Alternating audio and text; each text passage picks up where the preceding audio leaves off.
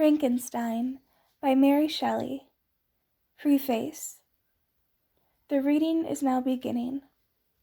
The event on which this fiction is founded has been supposed by Dr. Darwin and some of the psychological writers of Germany as not of impossible occurrence. I shall not be supposed as according the remotest degree of serious faith to such an imagination. Yet, in assuming it as the basis of a work of fancy, I have not considered myself as merely weaving a series of supernatural terrors. The event on which the interest of the story depends is exempt from the disadvantages of a mere tale of spectres or enchantment. It was recommended by the novelty of the situations which it develops, and however impossible as a physical fact, affords a point of view to the imagination for the delineating of human passions more comprehensive and commanding than any which the ordinary relations of existing events can yield. I have thus endeavored to preserve the truth of the elementary principles of human nature, which I have not scrupled to innovate upon their combinations.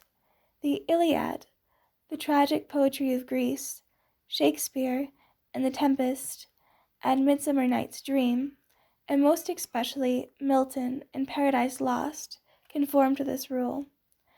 And the most humble novelist, who seeks to confer or receive amusement from his labors, may without presumption apply to prose fiction a license, or rather a rule, from the adoption of which so many exquisite combinations of human feeling have resulted in the highest specimens of poetry.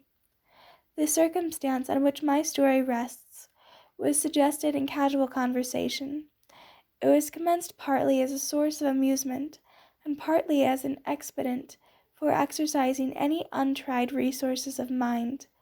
Other motives were mingled with these as the work proceeded. I am by no means indifferent to the matter in which whatever moral tendencies exist in the sentiments or characters it contains shall affect the reader. Yet my chief concern in their respect has been limited to avoiding the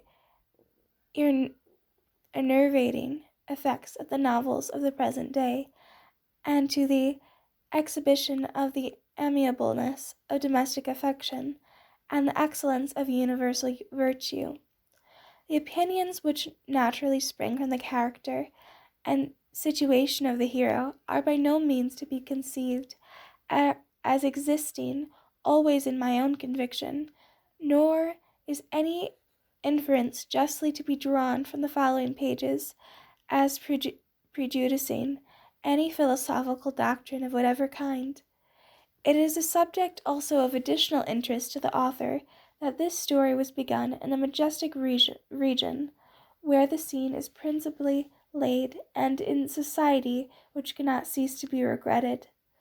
I passed the summer of 1816 in the environs of Geneva.